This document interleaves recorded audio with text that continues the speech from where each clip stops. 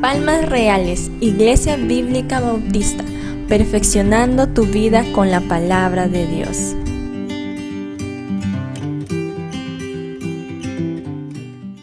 Hemos estado viendo en la primera parte del capítulo 5, del versículo 1 al 12, como dije hace un momento, las famosas 8 bienaventuranzas del Señor Jesucristo, donde Él coloca las bases de cómo tiene que ser la vida interna del creyente, la vida interior del cristiano. Pero todo no se queda con simplemente tener una relación hermosa con el Señor. Claro que todos tenemos que tener una relación hermosa con el Señor, pero todo no se queda con solo tener una relación íntima con el Señor. Eso sería como decir que uno es cristiano, vamos a decirlo así, en su casa, vamos a decir así. Y usted en su casa, en privado, en su vida privada, en su vida íntima, usted lee, usted canta, usted ora, lee la Biblia y pasa tiempo con Dios. Pero no todo tiene que ser en casa, ¿verdad?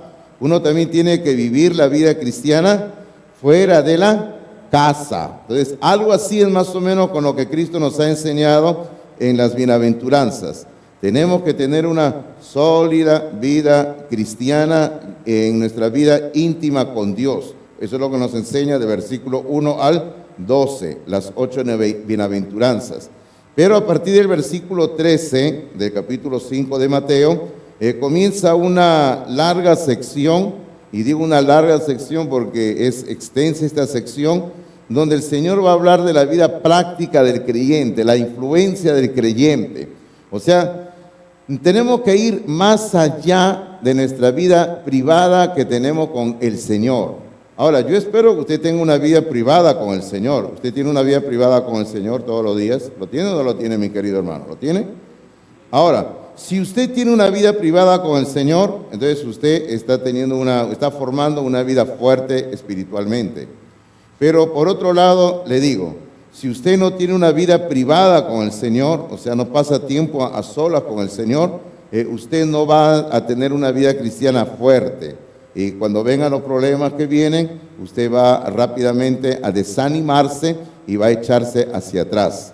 Pero por eso necesitamos tener una vida privada con el Señor y necesitamos demostrarlo a los demás que tenemos una vida privada con el Señor, y eso es lo que el Señor va a enseñar aquí a partir del versículo 13, la influencia del creyente.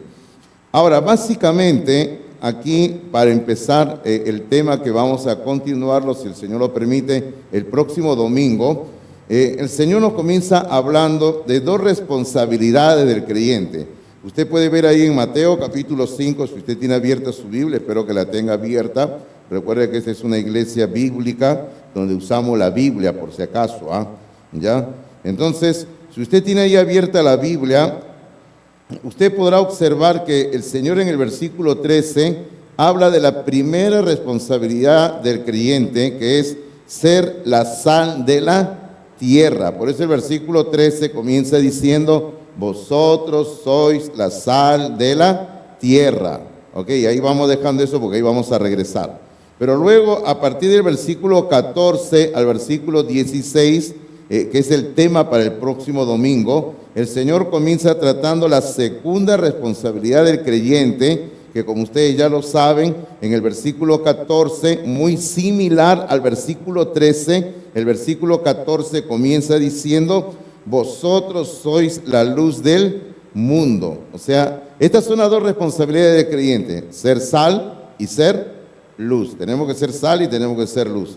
Hermano, lo que el Señor está usando acá es lo que se denomina son metáforas. Y no vamos a entrar a hablar sobre el significado de la palabra metáfora. Simplemente digamos que son comparaciones que el Señor está haciendo. El Señor está comparando a sus hijos, a su pueblo. En el versículo 13 nos compara con la sal, y en el versículo 14, 15 y 16 nos compara con la luz. Ahora, no quiere decir que usted es sal ni que usted es luz, en el sentido literal, sino que nos está comparando, por si acaso, ¿ya? Ahora, nosotros los peruanos tenemos una expresión que decimos: ay, qué salado que soy, decimos, ¿no? Y usted sabe que decir salado, ¿qué cosa quiere decir?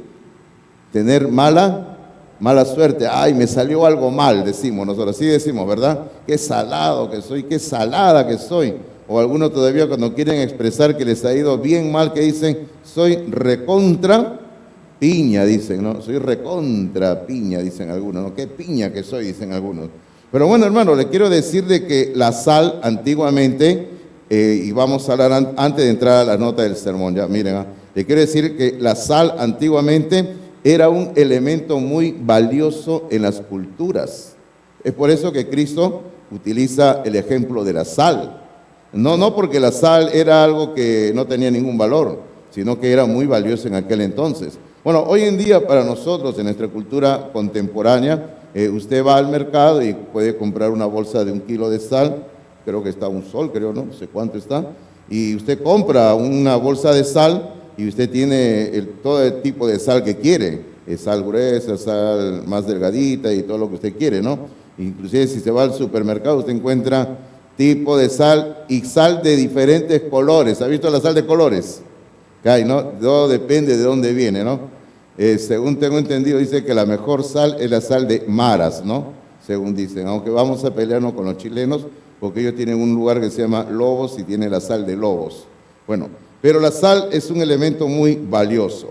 Ahora, como la sal era un elemento valioso en las culturas antiguas, es por eso que a los trabajadores muchas veces se les pagaba con sal. O sea, ellos llegaban su semana, su quincena, su mes, que se les pagaba, hacían su cola y le daban, de acuerdo a su trabajo, el sueldo acordado, le daban una cantidad de sal. Y de ahí viene el término salario, de ahí viene tu salario, ¿no? ¿Cuánto es tu salario? Tanto, ¿no? Así, ¿no? Ese es el término salario porque viene de sal. Ahora, también, queridos hermanos, parece increíble, pero vuelvo a repetir, como la sal era muy valiosa, entre los amigos, entre los familiares, cuando había una celebración, se llevaba de regalo algo de sal. O sea, imagínese usted, ¿eh? Ahora, ¿quién va a llevar hoy en día una bolsa de sal de regalo, no? Nadie lleva. Pero antiguamente sí se llevaba sal porque era algo valioso. En algunos pueblos, por ejemplo, en algunos pueblos se compartía la sal entre las personas del pueblo porque de esa manera se estaba demostrando la amistad. Y bueno, yo tengo sal, comparto contigo, con mis amigos, y eso creaba un vínculo de amistad muy fuerte, y eso creaba que cuando había ataque de los enemigos, porque en ese tiempo era usual ataque de los enemigos, creaba un vínculo de protección entre las personas solo por haber compartido la sal. Ahora, yo no sé si usted sabía, pero cuando Dios estableció los sacrificios, porque todos sabemos que habían sacrificios en el Antiguo Testamento, y todos sabemos muy bien que se tenía que sacrificar un cordero, un carnero, un macho cabrío, una vaca, y así se tenía que sacrificar. Pero yo no sé si usted sabía que Dios dijo en su palabra, así dijo, sazonarás con sal toda ofrenda que presentes. O sea, todas las ofrendas que eran sacrificadas a Dios, tenía que echársele sal. Se le tenía que echar sal, hermano, ¿no? Ahora usted dirá, ¿por qué? Porque otra vez volvemos al punto, la sal era muy valiosa antiguamente. Y es por eso que en el Antiguo Testamento, cuando Dios hace un pacto con el rey David, Dios mismo le dice a David que ha hecho un pacto de sal. Así se le decía, es un pacto de sal. ¿Por qué? Porque cuando se hacía un pacto de sal, entre ambas personas que hacían un contrato, se intercambiaba sal. O sea, estamos llegando a un acuerdo, llegamos a esto, toma sal y tú me das sal, y se intercambiaba la sal. Bueno, hoy en día, por ejemplo, cuando se hace el pacto de matrimonio, ya no se comparte sal, ¿sí o no? Se comparte el aro de matrimonio, ¿no? Sería bueno solamente compartir sal, saldría más barato, ¿sí o no? Sería más baratito. Si no, hoy compro al mercado mi bolsita de sal y ya tengo, ¿no? Me caso y tomo tu bolsa de sal, ¿no? Listo, ¿no? Pero hoy en día ya no, pues, ¿no? Ahora, la sal, queridos hermanos, como usted puede ver, antiguamente era de sumo valor, e inclusive en la época, fíjense, en la época de Job, se usaba la sal en todo lo que era necesario. Y si usted lee el libro de Job, usted va a encontrar que se habla de la sal. Ahora, ¿por qué le hago referencia al libro de Job? porque el libro de Job es el libro más antiguo de la Biblia que se escribió.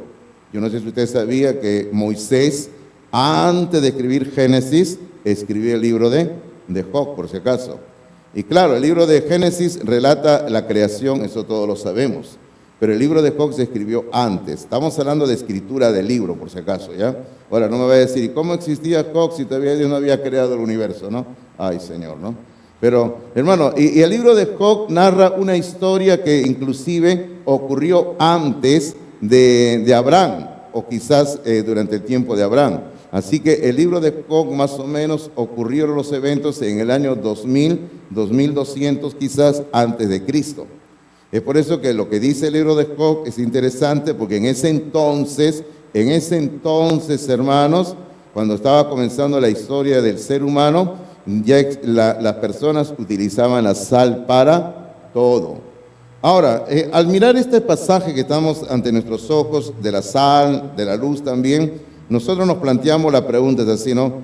¿Por qué el Señor Jesucristo ha utilizado estas metáforas? La metáfora de la sal, la metáfora de la luz, que vamos a ver Dios mediante el próximo domingo. Y sobre todo, nos planteamos esta pregunta: ¿qué es lo que el Señor Jesucristo quiso enseñarnos utilizando estas metáforas de la sal y de la luz? Porque, hermanos, el Señor Jesucristo, si nosotros lo analizamos en su forma de enseñar, en su pedagogía, fue el pedagogo más grande. Por eso se le dice a él el maestro de maestros. Y él tenía una técnica de enseñar única. Es por eso que en el mundo cristiano, usted va a la librería y encuentra libros que hablan sobre la forma de enseñar de Jesucristo. Hermano, Jesucristo tuvo una forma maravillosa de enseñar. Y aquí está la forma, ¿no? Él comienza a utilizar metáforas, o lo que también se llama figuras literarias, para enseñarnos algo que tenemos que aprender. Entonces, ahora sí, entrando a sus apuntes, lo primero que vamos a ver es que la sal tiene 3 funciones que nos van a ayudar a entender por qué Jesucristo utilizó estas metáforas, ¿correcto? Entonces, función número 1, y escuche esta palabra porque es media rarita, ¿ya? Pero escúchela, por favor. Función número 1, como antiséptico, ¿ok? Si no sabe cómo se escribe, no se preocupe, luego lo vamos a poner ahí en el grupo de palmas, ¿ya? ¿Ok? ¿A qué se refiere como antiséptico? Que la sal no permite, bueno, donde se le echa, no permite la corrupción y combate el deterioro. Ahora, para que usted me entienda, por ejemplo, nuestros antepasados, aquí en el Perú, ellos utilizaban la sal, por ejemplo, para secar la carne. Por ejemplo, todos hemos comido el charqui, ¿sí o no? Qué rico charqui, ¿sí o no, hermanos? ¿Lo han comido o no han comido charqui? Claro, todos hemos tenido que comer charqui, ¿ya? Si alguien no ha comido charqui, coma charqui, ¿ya? Coma charqui, ¿ya? El charqui se puede comer hasta sin cocinarlo, ¿sí o no? Usted agarra un pedazo de charqui, rico, está ahí, ¿ya? Así como antes usted chachaba su coca, pues, ¿no? Ahora chache su charqui, ¿ya? Ahí va a estar, ¿ya? Deje la coca, hermanos, chache charqui, ¿ya? Ok, entonces le decía de que nuestros antepasados aquí en el Perú, ellos secaban la carne, y esa carne, bueno, de los famosos camélidos ahí en nuestras punas, pues, ¿no? Hermanos míos, es el charqui, que hoy en día nosotros cuando preparamos, se prepara el riquísimo oyuquito con charqui, qué rico, ¿sí, no? Mishki, ¿ya? ¿Ok? Entonces el charqui riquísimo, ¿sí o no, hermanos? Rico. Entonces, así es, ellos echaban la sal a la carne, y la sal, hermanos míos, no permitía que la carne se malogre. Y más bien la sal, al echarla en cantidad, sacaba el líquido, y así la carne se iba secando, pues, ¿no? Ahora, sin ánimo de meternos en el asunto más, ese era exactamente el mismo procedimiento que se utilizaba en Egipto cuando se embalsamaban los cuerpos y para hacer lo que hoy en día nosotros conocemos como las momias, pues, ¿no? El cuerpo de la persona que se iba a embalsamar se le sumergía en sal completamente durante cierto tiempo hasta que salía todo el líquido del cuerpo para que no se descomponga al momento de sepultarlo. Entonces, la sal es un antiséptico.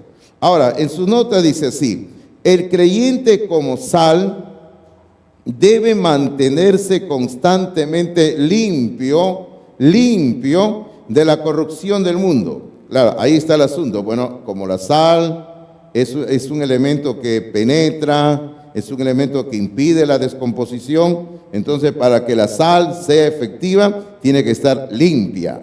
Entonces, el creyente, para que tenga también una vida cristiana efectiva en este mundo, tiene que tener una vida limpia. Como el apóstol Pedro escribió en su primera carta, y escúcheme por favor, le leo el versículo, Pedro dijo así: como hijos obedientes, y luego dijo, no os conforméis a los deseos que antes teníais, estando en vuestra ignorancia, dice. Ahora, ¿por qué dice ignorancia? Porque antes ignorábamos, antes no conocíamos a Cristo, no conocíamos la palabra, por eso ignorábamos.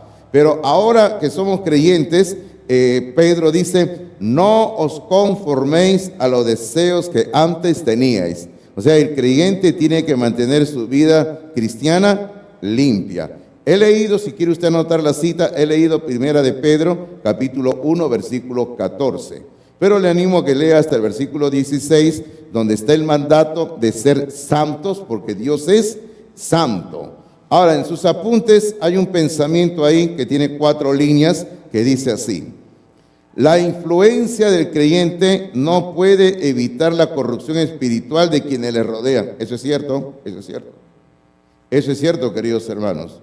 Usted y yo estamos donde estamos, no vamos a poder evitar el pecado. Va a haber pecado en todo lugar. Usted vive con personas inconversas y por más que nos duela en el corazón, usted no va a poder evitar que esas personas inconversas practiquen el pecado. No puede evitarlo, porque son personas inconversas. Mire usted, por ejemplo, la iglesia está aquí, nuestro templo, y a mí cuánto me gustaría que nuestros queridos vecinos de alrededor dejaran de hacer toda la bulla que hacen cuando hay festividades como la que estamos. Sus fiestas, sus amanecidas, el tomar licor en cantidad, ¿no? Ustedes pueden ver que acá cerca tenemos un lugar donde expenden licor, ¿no? Y no solo venden, sino que también consumen licor en la vía pública. Y toda la madrugada tenemos la bulla, el problema y todo, ¿no? Claro, ¿cuánto quisiéramos evitar eso? Pero no podemos. Por eso le digo, ¿no? La influencia del creyente, como dice en su apunte, la influencia del creyente no puede evitar la corrupción espiritual de quienes la rodean. Pero sigue diciendo el pensamiento. Pero evita manifestaciones externas de ella con su influencia y presencia. ¿Qué quiere decir esto? Hermano, quiere decir que nosotros estamos donde estamos como personas y nosotros somos como que comenzamos a evitar que el pecado se manifieste, vamos a decirlo así, con toda su fuerza. Que la maldad de las personas que viven con nosotros en la misma casa se manifieste con todas sus energías, el pecado. O sea, nosotros vamos a evitar eso, que el pecado se manifieste como quisiera manifestarse. Yo estaba recordando que en cierta ocasión, hace años atrás, estaba yo en cierta celebración de un cumpleaños que nos habían invitado, y bueno, el que estaba celebrando cumpleaños era una persona cristiana, pero sus familiares no eran cristianos. Pero me habían invitado a mí ahí, ¿no? Y bueno, y me habían dicho, sí, pastor, venga, porque habrá acá, ¿no? Y me habían dicho, sí. Y la persona sin conversa me han dicho, no, pastor, vamos a respetar ahí y todo, ¿no? Bueno, o sea, respetar, usted me entiende en qué sentido, ¿no? De que los inconversos, usted sabe que quieren celebrar un cumpleaños a su manera, con su música, su licor y todo eso. Entonces, bueno, yo llegué, estuvimos en el cumpleaños ahí, que por aquí comimos rico, como todo buen peruano y buen bautista come, ¿no? Por aquí comimos, celebramos, que sí, que así, ya a cierta hora ya estaban esperando qué cosa, que el pastor se vaya, ¿no? Ya estaban mirando, ¿no? Ya, ¿qué hora se ve el pastor? Decía, ¿no? Pero la dueña del cumpleaños me había dicho, pastor, no se vaya, por favor, porque si usted se va, se arma la fiesta. ¿Y qué hago? Quédese, pastor, no importa, quédese esta tarde, yo le pago el taxi. Ah, ya me quedo. ¿Y qué cree que hice? Me senté ahí a conversar, para acá sí, para acá sí, para acá, qué rico, ¿no? y me senté en la sala, en el sillón más grande, y me senté, qué rico. Pastor, más chichita morada, traiga su chicha morada. Tomamos por acá, para aquí, que sí, sí. Hasta me saqué los zapatos, estaba rico ahí la conversación. Y me quedé, y los familiares ya al ver que este pastor no se va, se comenzaron a ir. Y yo me quedé, y a las finales ya a cierta hora ya me retiré, ¿no? Y después la dueña de cumpleaños me estaba contando y me decía, ay, pastor, mis familiares todo lo que han dicho de usted. No me importa, estoy acostumbrado, le dije. ¿Ya? Pero me dice, usted les malogró la fiesta, ¿no? Ok, usted entiende lo que quiero decir ahora cuando somos sal, ¿verdad? Ok, no podemos impedir el pecado de esta gente, pero el cristiano, hermano, con su presencia va a evitar que se manifieste el pecado de una forma, digámoslo, al 100%. Vamos a evitar eso. Ahora, salvo que usted como creyente también esté pecando, bueno, porque hay creyentes que se meten al pecado, ¿sí o no? Hay creyentes que comienzan a darle rico ahí al baile, le comienzan a dar rico al licor, le comienzan a dar rico a esto, y eso está mal, queridos hermanos, eso está muy mal. Eso no va de acuerdo a la enseñanza de la palabra de Dios. Bueno, sigamos avanzando, sigamos viendo el asunto. Función número 2 de la sal. ¿Qué más hace la sal? ¿Ya? Como elemento provocador de sed. Yo creo que todos cuando entendemos esto, ¿sí o no? La sal provoca sed en las personas, ¿no? Es por eso que hay algunos lugares, cuando, por ejemplo, en los criaderos de animales, para evitar que los animales, por ejemplo, tengan, o sea, no tomen agua, o sea, se deshidraten, ellos le ponen sal, y los animales al comer sal van a tomar agua.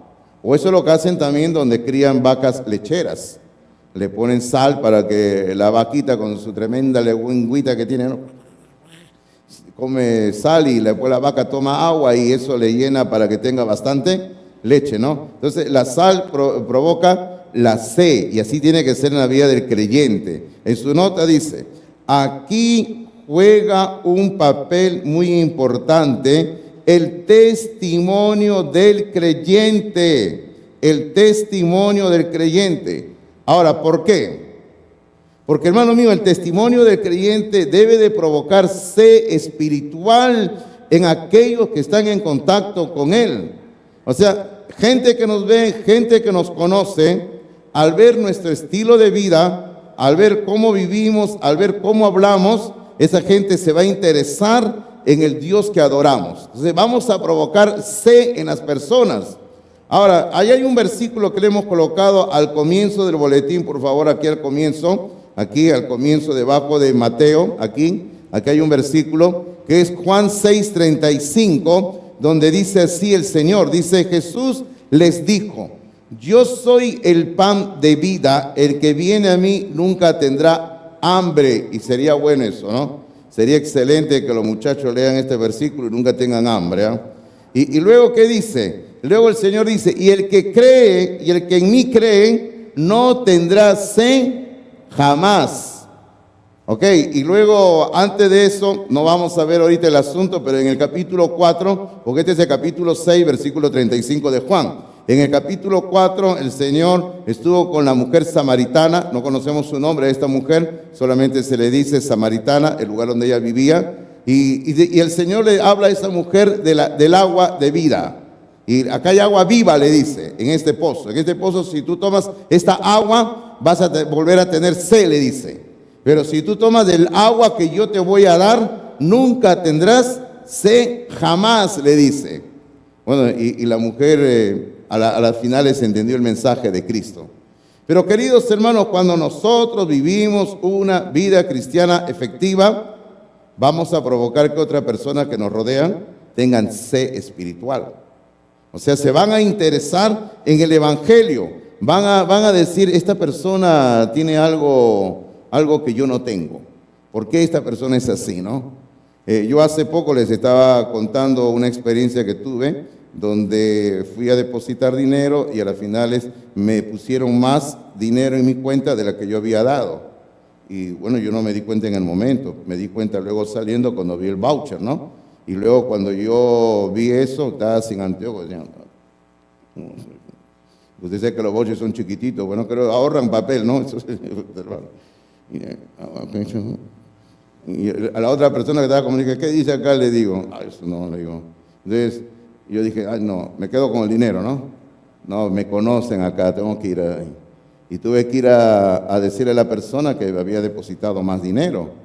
Y le tuve que dar la diferencia del dinero que tenía para darle. Hermano, y eso crea una oportunidad para hablar de Cristo con la persona. ¿Por qué? Porque normalmente hay personas que no lo harían, no lo hacen. Simplemente dicen, ay, qué bien, ¿no? Y si son cristianos todavía dicen, gloria a Dios, ¿no? Dios me bendijo, dice, ¿no? Aleluya, tu nombre, Señor, te voy a dar tu ofrenda de acá, ¿no? No, queridos hermanos, usted tiene que ser honesto, honesta. Usted tiene que ser una persona transparente, dar buen testimonio de Cristo en todo lugar. A usted le pueden haber depositado más por un error, pero esa persona que le hizo el depósito va a perder porque le van a cobrar en su cuenta a esa persona. Así que la otra persona paga por usted. Entiéndalo bien, uno tiene que ser honesto en todo momento. Y esa forma de vivir, hermano, va a provocar interés en lo que nos rodea, una sed espiritual. Función número 3 de la sal, como elemento generador de sabor. Como elemento generador de sabor. Usted sabe que todas las comidas hay que echarles algo de sal. Yo, por mi lado, por si acaso, como las comidas siempre baja de sal, o a veces hasta sin sal lo como. Mi esposa cuando me preguntaba, me decía, Fernando, prueba la comida, ¿cómo está de sal? Yo digo, ¿a quién le pregunta? Le digo. Porque la verdad es que cuando mi esposa no le echaba sal, yo muchas veces ni cuenta me daba. O cuando estaba abajo de sal, ni cuenta me daba, ¿no? Recién me daba cuenta cuando alguno de mis hijos decía, ay mamá, le falta sal a la comida, ¿no? Ay sí, ni cuenta me daba yo. Ahora, no vaya a pensar, ya claro, pastor, como usted ya está viejo, seguro el doctor le ha prohibido que coma sal, ¿no? No. Le puedo decir que hasta a estas alturas de mi vida, gracias a Dios, yendo al médico todo, no me ha prohibido el consumo de la sal. A mí me ha felicitado, me dice, usted no tiene problemas con la sal, me dice, ¿por qué? Y le cuento, muy bien, me dice, no tengo problemas con la sal por eso, ¿no? Así que, por eso le digo, la comida tiene que ser sazonada con sal, por lo menos, pero no le eche mucha sal, por favor, no le eche mucha sal. Ayer todos vieron de que, una de mis hijas publicó una foto que nos hemos ido a almorzar a un lugar y mis hijas me llevaron a comer rico, pues, me llevaron a una rica cevichería, lo que es rico, ¿no? Bueno. Y entonces ellos me dijeron, papá, pide lo que quieras. Y yo le dije, un ratito, ustedes van a pagar, le dije, ¿no? Y buena pregunta, así se empieza, así no pasó Martín, claro, ¿no? ¿Te van a pagar? Le digo, no, sí. Bueno, entonces yo me pedí una rica parihuela, y no les sigo contando, ¿ya? De qué era y todo, ¿ya? Pero el problemita era de que cuando me trajeron la parihuela estaba con una tremenda expectativa, una parihuela, qué rico voy a comer yo, ¿no? Hermano, pruebo la parihuela, ¿y qué cree que estaba? Parecía que habían agarrado agua del océano para que tenga más sabor, creo. La tuve que devolver, ¿no? Y al rato la trajeron ya mejorada, pero ya había pasado ya ese deseo de ese primer impacto, pues, ¿no? Pero usted sabe que mucha sal también malogra la comida, ¿verdad? Ahora, queridos hermanos, en sus notas dice así, la presencia del cristiano da una nota de sabor en una sociedad insípida. Ya voy a terminar, ya me están tocando la alarma y pastor, ya es hora que mi desayuno me están llamando, dicen algunos. Ya voy a terminar ya. Entonces, hermano, la presencia de cristiano le da una nota de sabor a una sociedad insípida. Bueno, porque nosotros necesitamos con nuestra vida, vamos a decir así, darle sabor a esta sociedad. Ahora, yo estaba pensando, ¿cuál es la manera como el cristiano le puede dar sabor a esta sociedad insípida? Bueno, esto no está en sus apuntes, pero si gusta, anótenlo en algún lado, si encuentra espacio. Por ahí si encuentra espacio, no sé dónde, de repente en la parte de atrás. Aproveche que ahí está la foto de Enzo, ahí al costado, lo puede colocar. De la señorita, no, de Enzo nada más, ¿ya? Ok, entonces, usted anote 5 maneras en que el cristiano puede ser, digamos, de influencia en la sociedad. Por ejemplo, número 1, obediencia y respeto a las autoridades. Ok, empecemos por ahí, ¿no? Obediencia y respeto a las autoridades. Y todos sabemos lo que el apóstol Pablo dice en Romanos capítulo 13, ¿verdad? ¿Qué dice en Romanos capítulo 13? Sométase toda persona a las autoridades. Algunos cristianos, algunos hermanas me dicen, ay pastor, pero no me gusta la presidenta Dina Boluarte. Bueno, a mí tampoco me gusta. Pero el Señor no dice en ninguna parte de la Biblia, el Señor dice en ninguna parte de la Biblia, si te gusta la autoridad, obedécele. Ok, el Señor simplemente dice en su palabra, obedece a las autoridades. Si no nos gusta la presidenta o el presidente, ¿qué vamos a hacer, hermanos? ¿A usted no le gusta? ¿No le gustó? Pues sí o no. Usted tiene que obedecer las autoridades, como Dios dice en su palabra. Y hay que obedecer a las autoridades. Segunda forma en que podemos ser de influencia, que vamos a provocar nosotros, darle sabor a la sociedad. Segundo, relaciones familiares correctas. Relaciones familiares correctas. Por ejemplo, relaciones familiares correctas, déjeme mencionarle ahí dos cositas bien importantes. La forma en que usted trata a su cónyuge. Y lo segundo, la forma en que usted trata a sus hijos. Por ejemplo, ¿cómo trata usted a su cónyuge? ¿Trata mal a la esposa? ¿Trata mal al esposo? Usted le grita a la esposa, al esposo, y todos los vecinos de alrededor se enteran lo que usted le dice al marido, a la mujer. ¿Está mal, sí o no? Algunos de ustedes vienen acá juntitos, y me gusta que estén juntitos, sentaditos ahí juntos, pero luego durante los días de la semana se insultan en la casa y se dicen la vida a colores. Y eso está mal, queridos hermanos, está mal. Ahora, por ejemplo, ¿cómo trata a sus hijos usted? ¿Cómo trata a sus hijas? ¿Los trata como esclavos? ¿Los maltrata verbalmente? ¿Lo trata de lo peor a los hijos, a las hijas? Y no es así. No hay que tratar así a los hijos, por si acaso. Nuestro cónyuge, fíjese, digo nuestro cónyuge, o sea, al esposo, a la esposa, y nuestros hijos merecen ser tratados con todo el respeto y el cariño que deben de ser tratados, queridos hermanos. Así debemos tratarlos nosotros a ellos. Ahora, cuando hablamos de relaciones familiares correctas, también hablamos, por ejemplo, escuche bien, un problemita que existe bastante en los hogares. En los hogares en general, no digo en ciertos hogares, sino en muchos hogares existe el problema de inmoralidad sexual. Hay el problema de adulterio, hay el problema de pornografía, y la inmoralidad sexual destruye las relaciones matrimoniales y destruye las relaciones familiares. Queridos hermanos, cuando se casa, uno tiene que ser fiel a su pareja hasta que la muerte nos separe.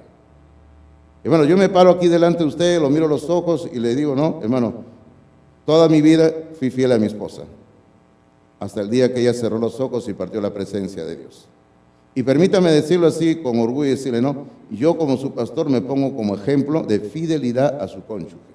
Y así tiene que ser, hermanos. Uno tiene que ser fiel a su cónyuge todos los días de nuestra vida en esta tierra. No permita que inmoralidad, ya sea pornografía, ya sea adulterio, algo malogre su relación familiar, su relación conyugal, su relación con Dios. No lo permita. Lo tercero, relaciones laborales correctas. Relaciones laborales correctas. ¿Qué tiene que ver esto?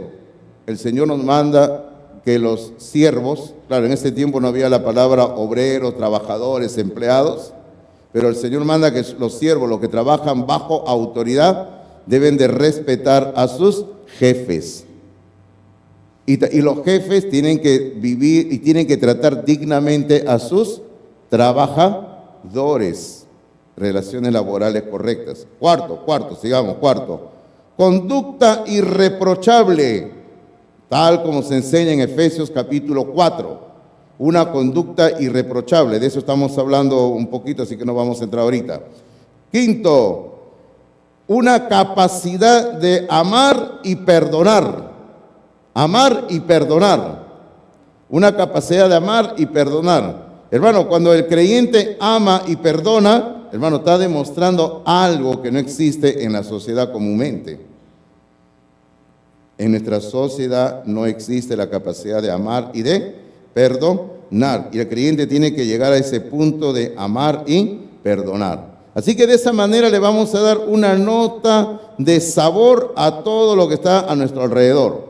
Y el cristiano tiene que vivir así. Vamos avanzando porque el tiempo nos gana y hay algo que hacer antes de terminar este culto. Por favor, vamos avanzando. Ahora, pero este versículo 13 que estamos viendo de Mateo capítulo 5, versículo 13, en el punto número 2 lo hemos titulado "Hay un problema expresado". Acá hay un problema que se expresa. ¿Cuál es ese problema? Ahora, si usted lee conmigo el versículo 13 otra vez, dice así: vosotros sois la sal de la tierra, y aquí viene el problema, dice: pero si la sal se desvaneciere, ¿con qué será salada?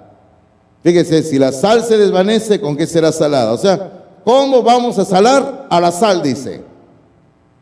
Claro, acá hay una enseñanza interesante, queridos hermanos, y yo estaba consultando a la gente que conoce de este asunto de química y todo, y es largo el asunto, pero no voy a entrar a nada de eso por el tiempo, ¿ya? Pero solamente le puedo decir lo siguiente que está en sus apuntes así. Mire lo que tiene en su apunte. Dice: la sal pierde su sabor o poder cuando es mezclado con otros elementos impuros. La sal pierde su sabor o poder cuando es mezclado con otros elementos impuros, de tal manera que ya no puede ser efectiva. ¿Así es, sí o no, la sal? Así es la sal, queridos hermanos. O sea, si usted la mezcla la sal con otro elemento, ya la sal vamos a decir, ya no sirve, pues, ¿no? Supongamos que usted por casualidad en el mismo recipiente de sal, usted echa azúcar. Se equivocó, pues, ¿no? Y uno puede cometer ese error por el color, sí o no. Blanco, uno dice, está apurado, y uno echa, ay, ¿qué hice, no? ¿Qué te queda hacer? Tienes que botarlo todo, ¿sí o no? Agarrar el recipiente y echarlo a la basura, porque ya esa sal ya se mezcló con otro elemento y ya no sirve para nada. Entonces, aquí hay una enseñanza. Si el creyente mezcla su vida con algo pecaminoso, el creyente pierde su efectividad espiritual. Ahora, en sus apuntes todavía dice algo, todavía dice ahí. Del mismo modo, cuando el creyente se contamina con el mundo, cuando el creyente se contamina con el mundo, pierde su efectividad espiritual de ser sal. Escuchen lo que estamos diciendo, ¿Por qué muchos cristianos ya no tienen una vida cristiana que pueden influenciar a otras personas? ¿Por qué muchos cristianos tienen una vida que, vamos a decir, aún los inconversos se ríen de él o de ella? Porque esos cristianos han permitido que su vida se mezcle con cualquier cosa que sea pecado, y de esa manera ya no son efectivos en las manos de Dios. Y hay que tener mucho cuidado con eso, ¿verdad? Uno puede perder todo lo que tiene si uno permite que el pecado entre a su vida.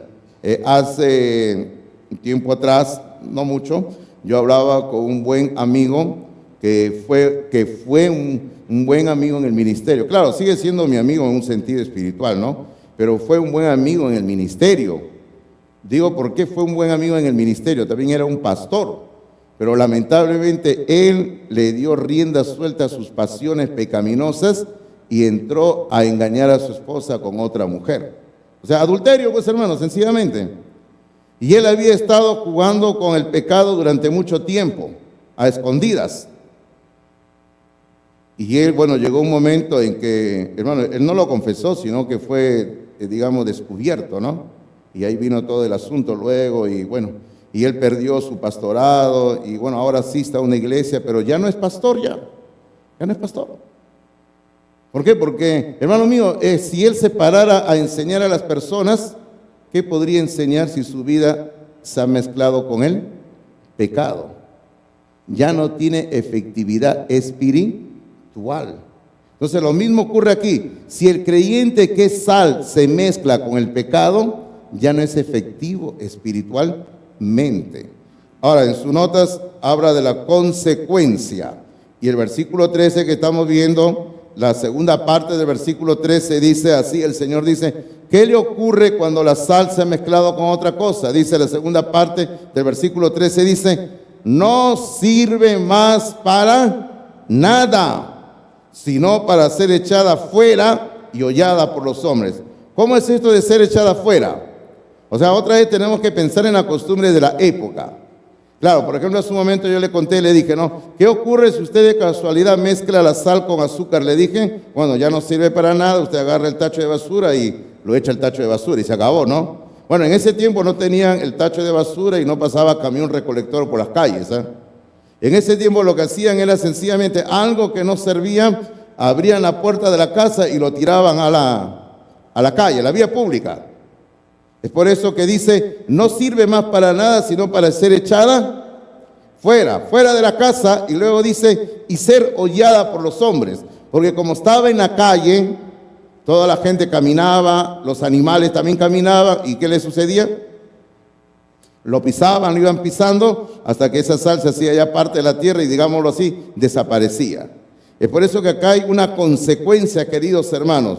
Cuando alguien permite que el pecado sea parte de su vida, vas a perder todo lo que tienes.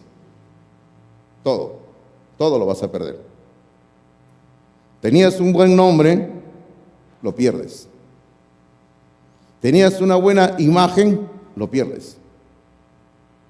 Ahora, ¿se puede recuperar? Se puede recuperar en parte, en algo. Todo ya no, ya. Pero se tiene que pasar un largo proceso. En sus notas dice así, hablando de algo puntual, dice así, en su nota dice, la piedad aparente, porque este es un grave problema en el cristianismo contemporáneo, dice, la piedad aparente sirve muchas veces para hacer estéril en las personas el mensaje del evangelio. O sea, la gente inconversa, cuando comienza a ver la hipocresía en la vida de los creyentes, esto impide que gente acepte a Cristo. Luego dice, como causa del mal testimonio de los que aparentan ser cristianos.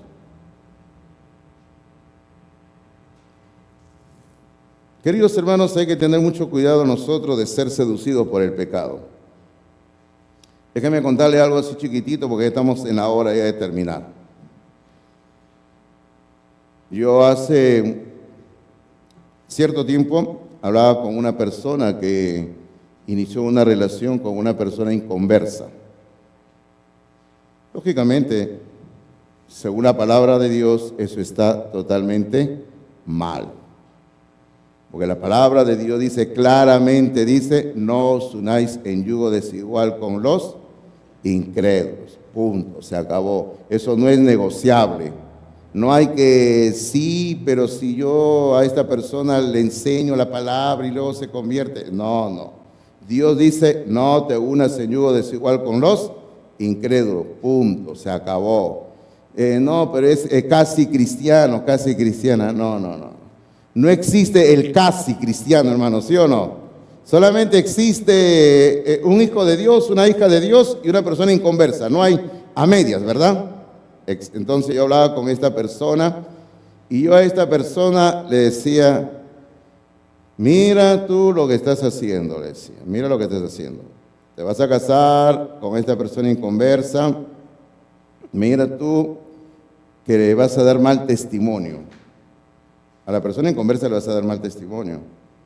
No, pastor, vamos a asistir a la iglesia. No, ni van a venir, le dije, ni van a venir. No porque yo se lo impida, por si acaso, sino porque es así, hermano, ya sabemos. Yo tengo ya más de 30 años de pastor. Y usted sabe que he trabajado acá, en otra iglesia también, ya lo he visto. Entonces yo le decía, no, le dije, vas a terminar apartándote juntamente con tu pareja más del Señor. Hermanos míos, estas personas se casaron, han formado su familia, y esta persona que es supuestamente cristiana ha ido con el paso del tiempo dándole un pésimo testimonio a su pareja, porque se ha adaptado a la forma de vivir del pecado del mundo, porque es más fácil adaptarse al pecado, ¿verdad? Entonces esta persona cristiana vive como una persona inconversa, habla como una persona inconversa, no asiste a ninguna iglesia, ni a esta ni a ninguna iglesia, hermanos. Se ha olvidado todo lo que es Dios. y la persona inconversa, su corazón lo ha ido cerrando más y más y más y se ha endurecido. ¿Por qué? Porque como dice en la nota, una piedad aparente. Una piedad aparente, la hipocresía. La hipocresía de creyentes que juegan con el pecado, de creyentes que viven una doble moral, que tienen un mal testimonio y no son sal de la tierra, cierra las puertas. Ese tipo de creyentes que viven así cierran las puertas de la salvación para otras personas que aún no conocen a Cristo Jesús. Ahora, terminamos diciéndole que el Señor nos ha llamado a ser testigos de Él, ser sal y ser luz. Es por eso que hemos colocado un pasaje ahí en sus notas que hemos tomado de la NTV, la Nueva Traducción Viviente. Miren lo que dice, Hechos 1:8, dice: pero recibirán poder cuando el Espíritu Santo descienda sobre ustedes, y hemos colocado con letras mayúsculas ahí grandes, dice: y serán mis testigos. Y ser testigo de Cristo es ser sal, y lo que veremos el próximo domingo, ser luz. Serán mis testigos y le hablarán a la gente acerca de mí en todas partes, en Jerusalén, por toda Judea, en Samaria y hasta los lugares más lejanos de la tierra. Eso es lo que dice la palabra de Dios. El Señor nos llama a ser testigos de Él. Y hay que ser sal de la tierra y la luz del mundo, queridos hermanos.